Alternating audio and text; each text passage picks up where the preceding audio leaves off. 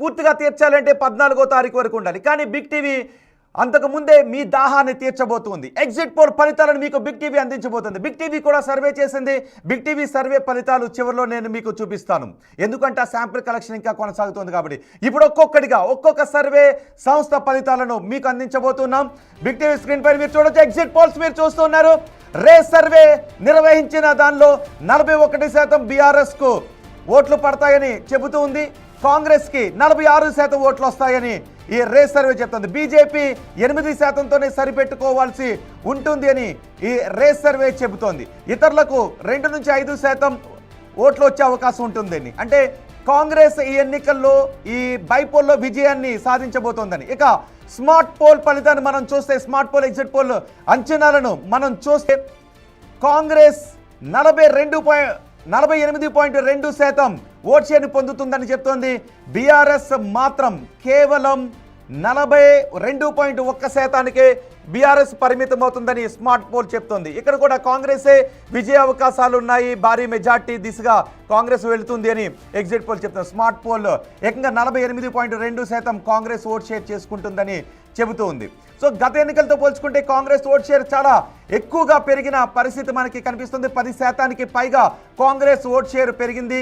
గత ఎన్నికలతో పోల్చుకుంటే బీఆర్ఎస్ ఓట్ షేరు తగ్గిపోయిన పరిస్థితి ఇక్కడ కనిపిస్తుంది. పబ్లిక్ పల్స్ బీఆర్ఎస్కి 41.8% ఇస్తే కాంగ్రెస్కి ఏకంగా 48.5% కాంగ్రెస్కి ఇస్తోంది. 48.5%తో కాంగ్రెస్ విజయ డంకాను మోగిస్తుంది జూబ్లీహిల్స్ ఎన్నికల్లో అని ఈ సర్వే ఫలితాలు చెప్తున్నాయి. పబ్లిక్ పల్స్ చెబుతోంది. బీజేపీ కేవలం 6.5%కే పరిమితం కావాల్సి ఉంటుంది అని ఈ సర్వే చెబుతుంది. బీజేపీ ఎక్కడ కూడా తన ప్రభావాన్ని పెద్దగా చూపించట్లేదు. కానీ గత ఎన్నికల్లో నమోదైన ఓట్ షేర్ కంటే స్వల్పంగా ఇక్కడ బీజేపీకి ఓట్ షేర్ పెరుగుతూ ఉండటాన్ని గమనించవచ్చు. రేస్ సర్వే ఫలితాన్ని మీరు చూస్తున్నారు. బీఆర్ఎస్ 41%కి పరిమితం అవుతూ ఉంటే కాంగ్రెస్ మాత్రం 48.2%కి ఓట్ షేర్ను సొంతం చేసుకుని విజయ డంకాను మోగిస్తుంది అని చెబుతోంది. పబ్లిక్ పల్స్ సర్వే కాంగ్రెస్ గెలుపు స్పష్టంగా ఉంటుంది అని ఈ పబ్లిక్ పల్స్ సర్వే చెప్తోంది. ఏకంగా 48.5%తో రేస్ సర్వేలో 46% ఓట్ షేర్ను కాంగ్రెస్కి ఇస్తూ ఉంది. ఇక ఎన్ని ఓట్ల మెజార్టీ వచ్చే అవకాశం ఉంటుందనేది కూడా మేము మీకు చాలా స్పష్టంగా చెప్పబోతున్నాము. స్మార్ట్ పోల్ కాంగ్రెస్కే అవకాశాన్ని కట్టబెడుతుంది.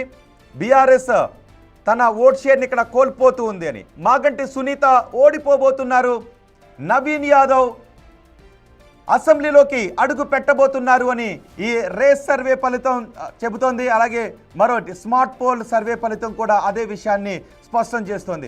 బీజేపీ మాత్రం 6 నుంచి 7%కి మాత్రమే ఓట్ షేర్ని పొందుతుంది. చెప్పుకోదగినటువంటి ప్రభావాన్ని బీజేపీ చూపించలేకపోతుంది అనే విషయాన్ని చెప్తోంది. కానీ గత ఓట్ షేర్తో పోల్చుకుంటే స్వల్పంగా బీజేపీకి ఓట్ షేర్ పెరుగుతోంది. గత అసెంబ్లీ 2023 పోలింగ్తో పోల్చుకుంటే కాంగ్రెస్ తన ఓట్ షేర్ని ఏకంగా 10%కి పైగా పెంచుకుంటుంది. సుమారు 13%కి పైగా ఓట్ షేర్ని పెంచుకుంటుందని ఈ సర్వే ఫలితాలు చెప్తున్నాయి. బీఆర్ఎస్ మాత్రం తన ఓట్ షేర్ను కోల్పోబోతుందని, అంటే ఉప ఎన్నికల్లో బీఆర్ఎస్ ఓటమి పాలవుతూనే వస్తుంది. మొన్న జరిగిన కంటోన్మెంట్ ఉప ఎన్నికల్లో మనం చూసాం, బీఆర్ఎస్ తన స్థానాన్ని కోల్పోయింది. ఇప్పుడు జూబ్లీహిల్స్గా జరిగే ఉప ఎన్నికల్లో కూడా బీఆర్ఎస్ తన స్థానాన్ని కోల్పోతుంది అని ఈ సర్వే ఫలితాలు చెప్తున్నాయి. ఎస్, ఇదే విషయంపై మాట్లాడటానికి, ఈ సర్వే ఫలితాలపై మాట్లాడటానికి దిలీప్ రెడ్డి మనకు అందుబాటులో ఉన్నారు. అలాగే ఆత్మసాక్షి నుంచి మూర్తి గారు కూడా మనకు అందుబాటులో ఉన్నారు. దిలీప్ రెడ్డి గారు, మూర్తి గారు నమస్తే అండి. దిలీప్ రెడ్డి గారు, మూర్తి గారు నమస్తే అండి. నా మాట వినిపిస్తోందా? హలో మూర్తి గారు, నా మాట వినిపిస్తోందా? ఓకే మూర్తి గారు, ఏంటి సర్వే ఫలితాలు? దాదాపు కాంగ్రెస్ పార్టీ అంచనా వేసిన విధంగానే ఉన్నాయి. మీ సర్వే ఎలా సాగింది? మీ సర్వే ఫలితాలు ఏంటి? ఆత్మసాక్షి ఫలితాలు ఏంటి? మేము 10-15 డేస్ బ్యాక్ చేసిన సర్వేలో 3% లీడ్లో బీఆర్ఎస్ ఉంది సార్. ఎలక్షన్ దగ్గరికి వచ్చేటప్పటికి బీఆర్ఎస్ లూజెస్ ఇట్స్ గ్రౌండ్. అది కాంగ్రెస్ అనుకూలించింది. తర్వాత క్యాండిడేట్ల సెలక్షన్ లో కూడా బీఆర్ఎస్ మాత్రం కరెక్ట్ గా చేయలేకపోయింది. సానుభూతి అనుకున్నాడు కానీ సానుభూతి ఇక్కడ వర్కౌట్ కాలేదు. తర్వాత గ్రౌండ్ లెవెల్లో 2 సార్లు ఓడిపోవడం వల్ల కాంగ్రెస్ క్యాండిడేట్, తర్వాత యువకుడు అవ్వడం వల్ల ప్రజలకు అందుబాటులో ఉంటాడు అన్న ఒక ఫీలింగ్ పబ్లిక్లో వచ్చింది. దానివల్ల ఇంకోటి ఇంకంబెంట్ గవర్నమెంట్, ప్రజెంట్ గవర్నమెంట్ కాబట్టి ప్రజెంట్ గవర్నమెంట్కి ఓట్లు వేస్తే పథకాలు అవి వస్తాయి, ఇంకా టైం ఉంది, ఇప్పుడు ఈ ఒక్క సీటు పోవడం వల్ల బీఆర్ఎస్కి వచ్చేది లేదు పోయేది లేదని ప్రజల ఫీలింగ్ ఒకటి ఉంది. తర్వాత ఎలక్షన్ క్యాంపెయినింగ్ కూడా కరెక్ట్గా ప్లాన్ చేయలేకపోయింది BRS. That is the major problem. ఏంటి ఈ 10 రోజుల్లో, అంటే 10 రోజులకు ముందు 3% ఎక్కువ ఓట్ షేర్ బీఆర్ఎస్కి ఉంటుంది అని చెప్పారు. ఈ 10 రోజుల్లోనూ మార్పు రావడానికి కారణం ఏంటి? ఏం జరిగింది ఈ 10 రోజుల్లో? ఎలక్షన్ క్యాంపెయినింగ్లో బీఆర్ఎస్ చేసిన పొరపాట్లు కొన్ని ఉన్నాయి. రెండు, కాంగ్రెస్ అనేది ప్రెజెంట్ గవర్నమెంట్ వాళ్ళ యొక్క పబ్లిక్లోకి వెళ్ళడం, సీఎం అనేవాళ్ళు సీఎం వెళ్ళి ఓట్లు అడగడం, మినిస్టర్లు అందరూ వర్క్ చేయడం, గ్రౌండ్ లెవెల్లో బాగా చేయడము, తర్వాత పోలింగ్ చేయించుకోవడము, పబ్లిక్లో ప్రతి వాళ్ళకి వాళ్ళు రీచ్ అవ్వడం వల్ల ఆ అడ్వాంటేజ్ కాంగ్రెస్కి వచ్చింది సార్. ఓకే మూర్తి గారు, నేను మళ్ళీ మీ దగ్గరకు వస్తాను. మురళీకృష్ణ ఉన్నారు, సెఫాలజిస్ట్, మనకి ఢిల్లీ నుంచి ఆయన అందుబాటులో ఉన్నారు. మురళీకృష్ణ గారు, మీ అంచనాలు ఏంటి? జూబ్లీస్ సంబంధించి మేము ఎటువంటి సర్వే నిర్వహించలేదండి. జూబ్లీస్ అని కాదు, ఎక్కడ బై ఎలక్షన్స్ అయినా మేము సర్వే నిర్వహించలేదు. బీహార్ సంబంధించి మేము చేసామండి. ఓకే, బీహార్ గురించి మాట్లాడదాం ఒకసారి. మీ అంచనాలు ఏంటి? మీ సర్వే చేయలేదు కానీ వస్తున్నటువంటి ఈ ఫలితాల అంచనాలు కానీ, జూబ్లీహిల్స్ నియోజకవర్గ ప్రచారం దగ్గర నుంచి పోలింగ్ వరకు ఆ మూడ్ ఏ విధంగా అనిపిస్తుంది? సహజంగా మీరు ఒక అంచనా వేసే అవకాశం ఉంటుంది కదా? లేదండి, మేము బై ఎలక్షన్ సంబంధించి ఎప్పుడు తీసుకోం. ఎందుకంటే కొన్ని స్పెషల్ కేసెస్లో జరుగుతూ ఉంటాయి ఎలక్షన్స్. జనరల్గా కూడా కొంత గవర్నమెంట్ సంబంధించి ఫేవర్గా ఉంటాయి. ఓకే, కానీ గతంలో బీఆర్ఎస్ అధికారంలో ఉన్నప్పుడు దుబ్బాక కావచ్చు, హుజూరాబాద్ కావచ్చు, ఇలాంటి చోట్ల గవర్నమెంట్కి వ్యతిరేకంగా వచ్చిన సందర్భాలు ఉన్నాయి కదా. కానీ ఆ తర్వాత కొన్ని ఎన్నికలు హుజూర్ నగర్ కావచ్చు, ఇలా గవర్నమెంట్కి అనుకూలంగా వచ్చాయి. సో నిజానికి బైపోల్లో ఏ ఫ్యాక్టర్ ఎక్కువగా రోల్ ప్లే చేస్తుంది ఇలాంటి సెంటిమెంట్తో జరిగే ఎలక్షన్స్లో? మరి ముఖ్యంగా జనరల్గా కూడా గవర్నమెంట్ ఫేవర్గానే వస్తాయండి ఎక్కడైనా సరే. 1-2 ఎలక్షన్స్ అలా వచ్చి ఉండొచ్చు, కానీ మీరు జనరల్ ఎలక్షన్ ముందు తీసుకున్నట్లయితే హుజూరాబాద్ కానీ మీరు చెప్పిన దుబ్బాకలో కాంగ్రెస్ ఎటువంటి పెర్ఫార్మెన్స్ చేయలేకపోతుంది. కానీ తర్వాత వచ్చిన 2023 ఎలక్షన్, జనరల్ ఎలక్షన్లో కాంగ్రెస్ గవర్నమెంట్ ఫామ్ చేసింది. బీజేపీ 2 సీట్లు గెలిచిన గవర్నమెంట్ ఫామ్ చేయలేకపోయింది కదా 23లో. కాంగ్రెస్ ఫేవర్గా వచ్చింది కదా తీర్పు వచ్చేసి. కరెక్ట్. సో ఇదేంటంటే స్పెషల్ కేసెస్ అండి ఇవన్నీ కూడా. ఫేవర్గా జనరల్గా పబ్లిక్ ఏం ఆలోచిస్తారంటే ఇంకా 3 years గవర్నమెంట్ ఉంది అనే కార్యక్రమం, ఏ కార్యక్రమం చేయాలి గవర్నమెంట్లో ఉన్న వాళ్ళకి ఓటేస్తే కొంతవరకు ఫేవర్గా ఉంటుందనే ఉద్దేశంలోనే ఆలోచిస్తారు. సో రూలింగ్ గవర్నమెంట్కి ఉండే నెగిటివ్ ఉంటే తప్పించి కొన్ని బెనిఫిట్స్ రూలింగ్ గవర్నమెంట్ వల్ల వాళ్ళకి అనేక అవసరాలు ఉంటాయి గవర్నమెంట్ తోటి కానీ, అక్కడ లోకల్ ఎమ్మెల్యేతో కూడా.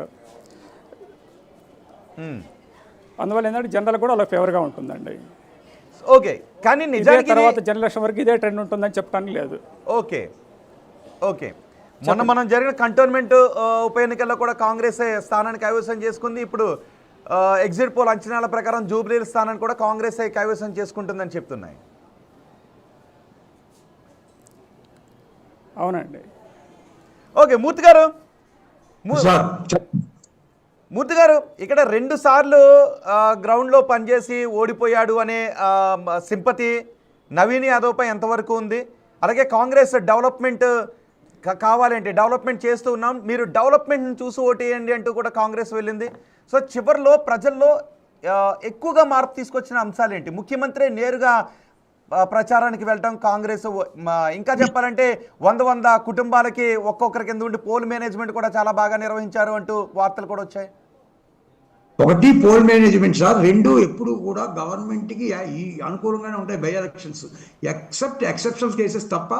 ఇన్ జనరల్గా అయితే మాత్రం బై పోల్స్ అనేవి గవర్నమెంట్కి ఫేవరబుల్గా ఉంటాయి సార్. ఎప్పుడు ఏ గవర్నమెంట్ రూలింగ్లో ఉంటే ఆ గవర్నమెంట్కి ఫేవరబుల్గా ఉంటాయి. 2 క్యాండిడేట్ సింపతినే నమ్ముకుంది బీఆర్ఎస్, అదే పెద్ద మేజర్ డ్రాబ్యాక్. తర్వాత బీఆర్ఎస్ ఎప్పుడైతే గవర్నమెంట్ పవర్లో లేదో ప్రజలు కానీ కార్యకర్తలు కానీ వాళ్ళు కొంతమంది సైడ్ అయిపోతారు. జనరల్గా ఏంటంటే they will join in other party. That is the major drawback for the opposition party in any government. రెండోది పోల్ మేనేజ్మెంట్కి వస్తే కాంగ్రెస్ చేసిన పోల్ మేనేజ్మెంట్ కానీ స్ట్రాటజీ కానీ వాళ్ళు వర్కౌట్ చేయలేకపోయారు. తర్వాత మీకు ఇక్కడ మెయిన్ ప్రాబ్లం ఏంటంటే హైడ్రా అన్నారు. హైడ్రా ఎఫెక్ట్ పెద్దగా జూబ్లీ హిల్స్ ఏరియాలో నాకు తెలిసినంత వరకు లేదు సార్. దాన్ని ఒక బూచిగా చూపించారు తప్ప అది కరెక్ట్ కాదు. వేరే చోట ఉండొచ్చు, ఉండకపోవచ్చు, that is none of my business. But జూబ్లీ హిల్స్లో దాని ఎఫెక్ట్ ఎక్కడా మాకు కనబడలేదు. క్యాండిడేట్స్కి వచ్చేటప్పటికి చాలామంది ఏంటంటే యువకుడు అందుబాటులో ఉంటాడు, మాకు ఎప్పుడు పిలిస్తే అప్పుడు వస్తాడు అన్న ఫీలింగ్ వాళ్ళలో ఉంది. బట్ బీఆర్ఎస్ క్యాండిడేట్ మీద ఆ ఫీలింగ్ లేదు. సింపతికి వచ్చేటప్పటికి ఏదో మన మాగంటి ఆయన భార్య అని చెప్పి టికెట్ ఇచ్చారు తప్ప ఆవిడ ప్రజలకు అందుబాటులో ఉంటుంది అన్న ఫీలింగ్ ఈ ఓటర్స్లో లేకపోవడం అనేది ఒక డ్రాబ్యాక్. యూత్ ఓటింగ్ ఎక్కువగా కూడా ఈసారి కాంగ్రెస్ అటాక్ చేయగలిగింది జూబ్లీ హిల్స్లో. రైట్. అదేవిధంగా కాంగ్రెస్ వ్యూహాల్లో అజారుద్దీన్కి మంత్రి పదవి ఇచ్చారు. ఇక ఎంఐఎం కాంగ్రెస్కి మద్దతు పలికింది, నవీన్ యాదవ్కి మద్దతు పలికింది. ఇవి ఎంతవరకు కలిసి వచ్చాయంటారు? అది కలిసి వచ్చింది సార్. ఎప్పుడైతే అజారుద్దీన్కి ఇచ్చారో అది కూడా కొంతవరకు కలిసి వచ్చింది, no doubt in it. But రెండు బీఆర్ఎస్ ఎంతసేపు ప్రజల యొక్క సమస్యని ఫోకస్ చేయకుండా ఎప్పుడు కూడా గవర్నమెంట్ని విమర్శిస్తూ ఉండడం. బై ఎలక్షన్లో అట్లా చేయకూడదు. General election is different from by election. By ఎలక్షన్లో ఎప్పుడు నెరేటివ్ బిల్డప్ చేయాలి. ఆ నెరేటివ్ని బిల్డప్ చేయడంలో బీఆర్ఎస్ అట్రఫెయిల్ అయ్యింది. దానివల్ల ఈ సమస్య. అంటే ఒక సెంటిమెంట్ నెరేటివ్ని క్రియేట్ చేసి ఉండాల్సిందంటారా బీఆర్ఎస్, ప్రభుత్వంపై విమర్శలు కాకుండా? సెంటిమెంటు, ప్రజలు ఎదుర్కొంటున్న సమస్యల్ని ఎక్కువగా ఎప్పుడు కూడా ప్రతిపక్షం స్ట్రెస్ చేయాలి. అపోజిషన్ పార్టీని తిట్టడం వల్ల వచ్చే ఉపయోగం పెద్దగా ఏమి ఉండదు సార్. ఒక సీఎంని ఫేస్ చేసుకుని కానీ లేకపోతే నాయకుడిని ఫేస్ చేసుకొని విమర్శలు గుప్పించడం అనేది చాలా రాంగ్ స్టెప్ వేశారు బీఆర్ఎస్. దానివల్ల కాంగ్రెస్కి అడ్వాంటేజ్ ఈరోజు కనబడుతుంది క్లియర్గా. ఓకే. ఆత్మసాక్షిలో కాంగ్రెస్కి బీఆర్ఎస్కి ఎంత తేడా వస్తుందండి ఓట్ షేర్లో? అంటే మాకు యాక్చువల్గా 2.5 వచ్చింది సార్. మేము 0.5 అనేది ఎప్పుడు కూడా సర్వే ఎర్రర్ కింద తీసేస్తాము. తీస్తే 2% లీడ్.